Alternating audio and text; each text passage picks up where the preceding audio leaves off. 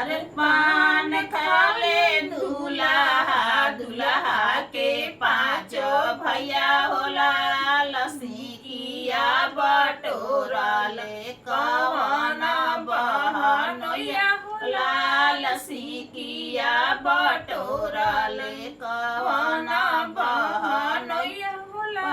अरे चाय चाय पिए दूल्हा दूल्हा के पाँच भैया होला लंका पावा बटोरा ले कवन बहनोया होला लंका पावा बटोरा ले कवन बहनोया होला। अरे कोट बेने दूल्हा दूल्हा के पाँच भैया होला लड्डी बाबा बटोरा ले कवन बहनोया होला लड्डी बाबा